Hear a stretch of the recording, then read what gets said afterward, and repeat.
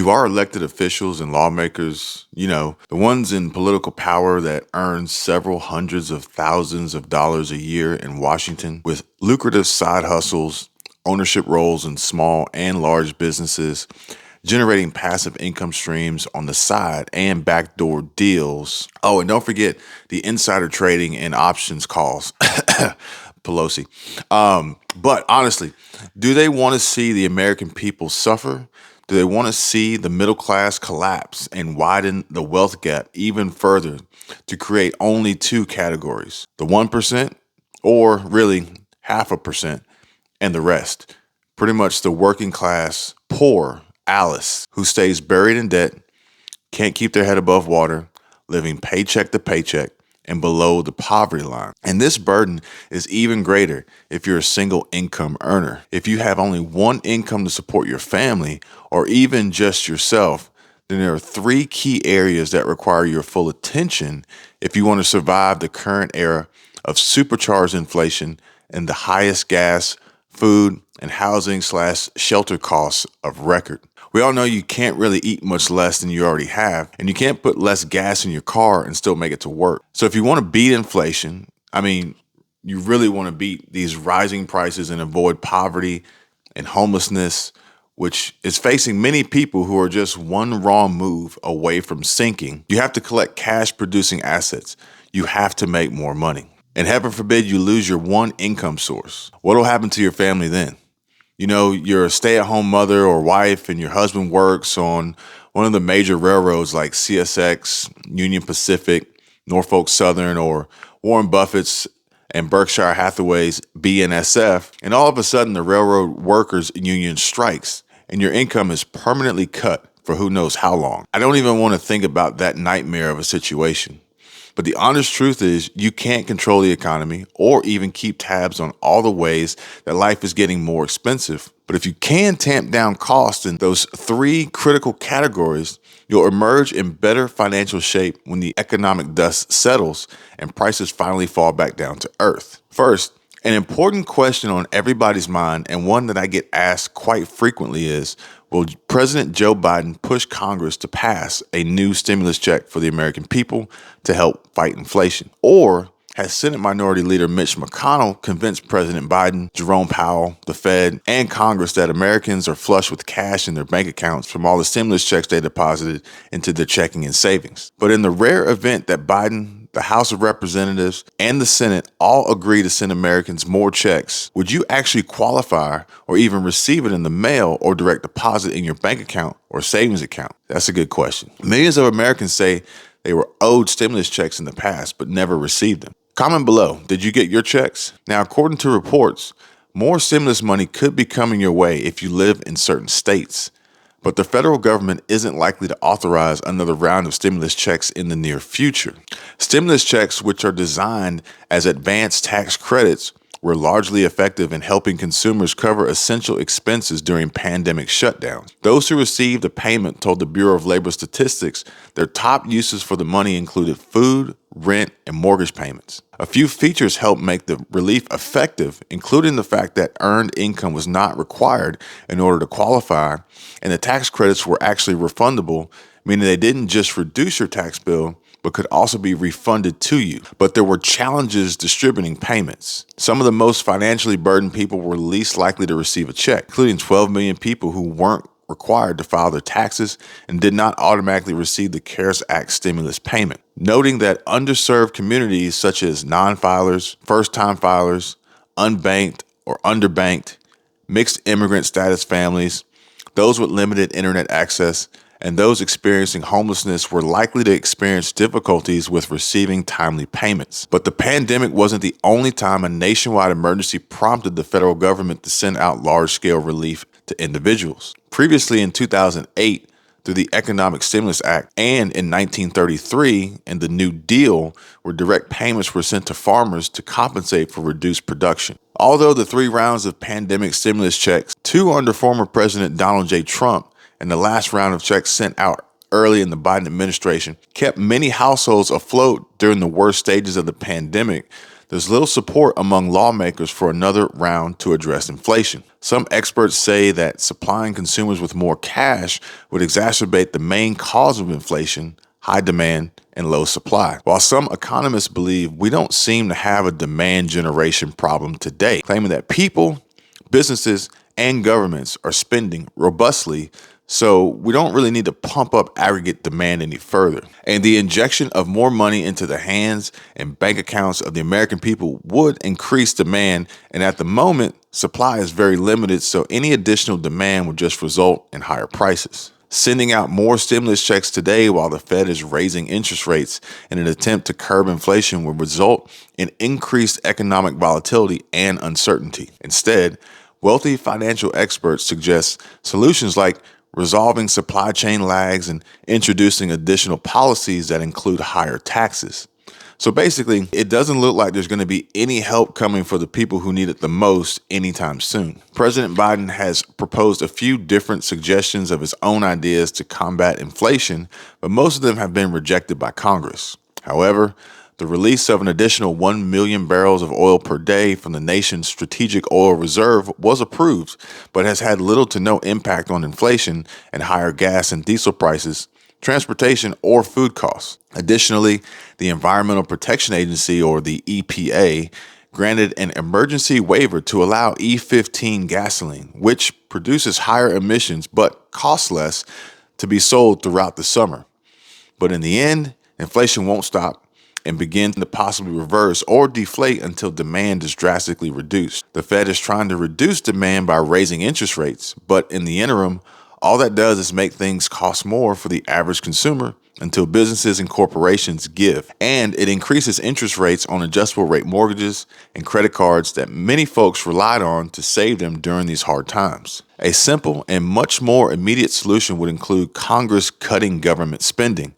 But instead of doing that, they'll more than likely just raise taxes. History has proven that this is typically how government brings down inflation: higher taxes. July 27th marked the fourth Federal Reserve rate increase in 2022, and there are several more interest rate increases scheduled to occur before the end of the year. Now, there are some state governments that are responding to price hikes by offering direct payments to their residents, and these include California, Colorado, Delaware, Florida, Georgia, Hawaii, Idaho, Illinois, Indiana, Maine, Minnesota, New Jersey, New Mexico, Oregon, South Carolina, and Virginia, with direct payments ranging anywhere from $50 up to $850 depending, and some states like California and Florida offering additional payments for qualified dependents and children, and other states like Minnesota and New Mexico sending additional payments to frontline workers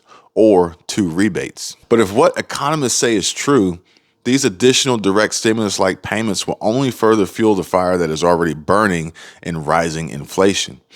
And that money, those checks and direct deposits, will be spent in the blink of an eye, and the American people will still continue to suffer.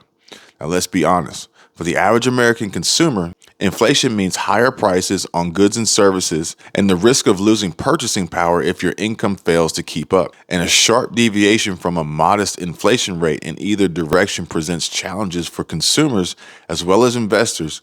And that's because they have the potential for significant economic disruption. The current state of our economy collapsing on lower income, working class poor, middle class American families, and knowing that we can't rely on our government to really help us out when we need it the most, we have to make a choice to either continue to suffer and just hope and pray, or take action and fight this monster head on. You can't really eat less food. You can't really put less gas in your car and still get to work. So in order to counter these higher costs, changes need to be made financially. And this burden is even greater if you're a single income earner. If you have only one income to support your family or even just yourself, three key areas require your attention if you want to survive the current era of supercharged inflation, gas, food, and other higher prices. You can't control the economy or even keep tabs on all the ways that life is getting more expensive. But if you can tamp down costs in these three critical categories, you'll emerge in better financial shape when the economic dust settles and prices finally fall back to earth. 1. try to make your gas go further. Nowhere is the impact of inflation more evident than at the pump. And if you're getting by on just one income, you have to find ways to get more out of every gallon. Or you have to be willing to take a different form of transportation. People can walk places if it's close. You can ride a bicycle. You can carpool and share the cost of fuel. Sometimes taking the bus is cheaper in the long run as well. So don't think that you can only drive from point A to point B. There are other options. Now, according to a chief financial planning strategist, one way to save money on gas is to pay for it with cash instead of debit or credit. The practice of charging less for customers paying cash varies from gas station to station, but it can be very common in some cities. For example, we noticed in Oakland, California, most every gas station charged 10 cents less for customers paying cash. And when we drove through Los Angeles, several gas stations offered a 20-cent discount on gas, especially for premium fuel. Now, keep in mind that 10 cents if you pay cash is great. However, if you have a credit card that you generally use that gets you even more back in rewards, you have to weigh that out. Which one is going to give you the best bang for your buck and benefits in the long run? True. And that 10 or 20 cents or the rebate on your credit card difference can add up very quickly. You could potentially save $1.50 to $2 every time you completely fill a 15-gallon tank. Other gas savings tips from the U.S. Department of Energy include slowing down and driving sensibly because excessive speeding and aggressive driving burn more gas. Where can you really speed anywhere these days? There's traffic from sun up to sundown everywhere you go. Remove excess weight. And that doesn't mean go on a diet. I was about to say, shove your passenger out in the car. Don't drive with cargo on the roof as you're less aerodynamic. Roll down the windows at low speeds and use air conditioning at high speeds. On the highway, increased drag and open windows burns more gas than your air conditioner. Also, if you're in a very hot climate, it is better to recirculate the air from inside the car when you're using the air conditioning than trying to pull from outside because your engine has to work so much harder to cool it off as it's pulling it in and through the car. Number 2, strategize at the supermarket. With the exception of maybe the gas station, prices are rising faster at the grocery store than just about anywhere else. So whether you're shopping for just yourself or an entire household, if you're working with only one income, you have to find ways to save when you're buying food. I know it always works out best for us when Michelle writes out a list before she goes and sticks to purchasing only what's on the list. Now, I will jump in here and say that if I go to places like Publix and they are doing their BOGO, their buy one, get one free, if that is something I know that we will use regularly, I will add that to my list because at that point, it's more cost effective to buy the one and get one free than to wait until I need it next week and it's not buy one, get one free. Additionally, creating a weekly meal plan helps us determine what groceries we need to buy and helps keep us on budget. It also allows us to create a plan that incorporates store sales on the products we need most. We have also been bulking up on staples like pasta, rice, and beans. These food staples will last for months and can be used in a variety of meals, and they're also cheap. Now, if you're really tight on cash, avoid buying produce that spoils easy like bananas or avocados. These are wasteful purchases that will only waste food you could otherwise have eaten later. The most useful hack we have used for years has just been continuing to adjust our game plan for saving and investing. If you're a single income earner who's watching the contents of your brokerage account or crypto wallet shrink with each new trading session, it might be time to consider pivoting to a class of investments that were designed for trying times like these. Tips, and as the name implies, Treasury inflation protected securities were designed to help investors of all income levels cope with rising prices. When you buy tips, the principal increases and decreases with the rate of inflation. When they mature, you receive either the original principal or the adjusted principal, whichever is more. So you win either way. They're sold in terms of 5, 10, and 30 years, but you can sell them before they reach maturity as long as you hold them for 45 days at a minimum. They're sold in $100 increments, and you can buy them through your broker or Treasury Direct. And Series I savings bonds. I bonds are great for single income earners because each individual is limited to a maximum of $10,000 per year, no matter their income situation.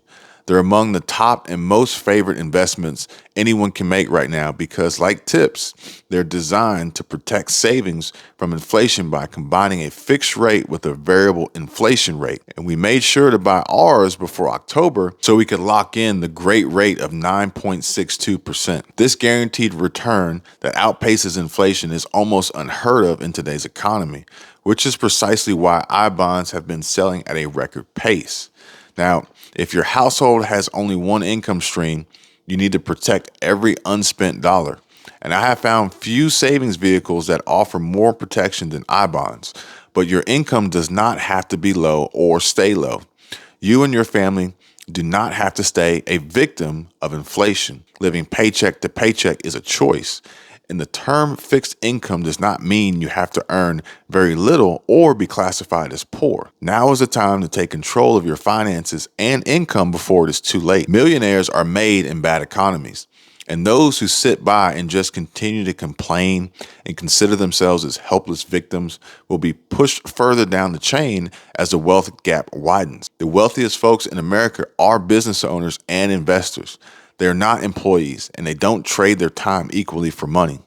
Side hustles, small business ownership, and investing in assets that produce net income make all the difference. You have to make more money, plain and simple.